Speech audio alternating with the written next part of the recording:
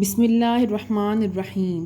سورہ البقرہ کی آیت نمبر 243 243، جس کا ترجمہ کچھ یوں ہے کہ اے محبوب کہ آپ نے نہیں دیکھا انہیں جو اپنے گھروں سے نکلے، وہ ہزاروں تھے موت کے ڈر سے، تو اللہ تعالیٰ نے انہیں فرمایا مر جاؤ، پھر انہیں زندہ فرمایا۔ بے شک اللہ لوگوں پر فضل کرنے والا ہے، مگر اکثر لوگ شکر نہیں کرتے۔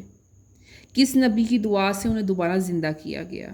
یہ واقعہ بنی اسرائیل کا ہے۔ ان میں ایک بار طاعون کی بیماری آ پڑی تو پیغمبر نے انہیں بھاگنے سے روکا۔ وہ بھاگنا چاہتے تھے، پیغمبر نے انہیں روکا تو دو جماعتیں ہو گئی۔ ایک جماعت تھی جنہوں نے آپس میں تقسیم ہو گئی دو جماعتوں میں۔ ایک تھی جو حکم مان گئی پیغمبر کا اور گھروں میں رہی، ایک وہ تھی جو گھروں سے بھاگ کے جنگلوں کی طرف چلے گئے۔ جو لوگ جنگلوں میں رہنے پر مجبور ہو گئے نا، ان میں موت کم ہوئی، یعنی کم لوگ مرے، اور جو پیغمبر کے حکم سے بھاگے نہ گھروں میں رہے، ان میں اکثر لوگ موت کے منہ میں چلے گئے۔ اور جب طاعون چلی گئی تو وہ آپس میں ملاقات کے لیے نکلے، دونوں جنگلوں سے بھی اور گھروں سے بھی۔ تو انہوں نے ان پر طعن کیا جنگل والوں نے، اور کہا اگر ہمارے ساتھ جنگل میں گئے ہوتے نا تو اتنا مرتے نا، تمہارا اتنا جانی نقصان نہ ہوتا۔ انہوں نے اپنے نبی علیہ السلام تک بات پہنچائی، انہوں نے دربار الہی عز و جل میں عرض کیا، وہاں سے حکم ہوا انہیں کہنا اب پھر طاعون آنے والا ہے، تو جہاں بھاگنا ہے نا چلے جاؤ۔ اس نبی نے کہا کہ اب اللہ کا حکم آیا ہے کہ اب دوبارہ طاعون آئے گا نا، تو جدھر جانا چاہتے ہو چلے جانا۔ پھر ایسا ہی ہوا حسب معمول، پھر دوبارہ طاعون کی بیماری آ گئی اور سب لوگ جنگلوں کی طرف بھاگ گئے، تو سب کے سب مر گئے۔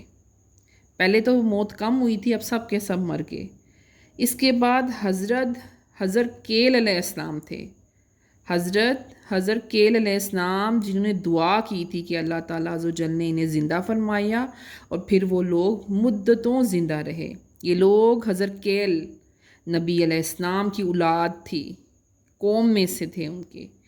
جب ان پر یہ حادثہ پیش آ چکا تو حضرت کیل علیہ السلام ان کی تلاش میں نکلے، انہیں مردہ پایا، حتیٰ کہ ان کی ہڈیاں دھوپ میں چمک رہی تھیں، تمام جوڑ علیحدہ علیحدہ ہو گئے تھے۔ تو آپ کو تعجب ہوا اب یہ کیسے زندہ ہوں گے؟ آپ بہت روئے، بارگاہ الہی عز و جل میں دعا کی کہ اے میرے رب، میں تو ایسے لوگوں میں تھا جو تیری حمد کرتے تھے، تیری تسبیح پڑھتے تھے، اب میں اکیلا رہ گیا ہوں۔ تو اللہ تعالیٰ عز و جل نے وحی بھیجی کہ تم ان کے پاس کھڑے ہو کر پکارو، قوموا بِإِذْنِ اللہ، تم اللہ کے حکم سے کھڑے ہو جاؤ، قوموا بِإِذْنِ اللہ، تم اللہ کے حکم سے کھڑے ہو جاؤ۔ وہ سب کھڑے ہو گئے۔ پھر انہوں نے کہا سبحانک ربنا وبحمدک لا الہ الا انت، پھر وہ اپنی قوم میں دوبارہ چلے گئے۔ حضرت عمر رضی اللہ تعالیٰ عنہ نماز میں ایک دن مشغول تھے کہ آپ کے پیچھے دو یہودی آپس میں کچھ باتیں کر رہے تھے۔ حضرت عمر فاروق رضی اللہ تعالیٰ عنہ نے نماز سے فارغ ہو کر دریافت کیا تو انہوں نے جواباً عرض کیا کہ ہم حضرت کیل علیہ السلام اور ان کے معجزے، مردوں کو زندہ کرنے کا تذکرہ کر رہے تھے۔ حضرت عمر رضی اللہ تعالیٰ عنہ نے فرمایا ہم نے قرآن کریم میں نہ تو حضرت کیل علیہ السلام کا ذکر پایا، نہ ان کے کسی معجزے کا، یعنی قرآن کریم میں حضرت کیل علیہ السلام کا کوئی ذکر نہیں۔ حضرت عیسیٰ علیہ السلام کا واقعہ قرآن کریم میں ضرور ہے۔ انہوں نے کہا قرآن کریم نے فرمایا ہے، قرآن مجید میں یہ فرمان ہے، ہم نے بہت سے پیغمبروں کے قصے بیان نہیں کیے، یہ پیغمبر انہی میں سے ہے۔ حضرت عمر رضی اللہ تعالیٰ عنہ نے بارگاہ نبی صلی اللہ علیہ وسلم میں حاضر ہو کے عرض کیا تو یہ آیت نازل ہوئی 243 سورہ البقرہ کی 243ویں آیت۔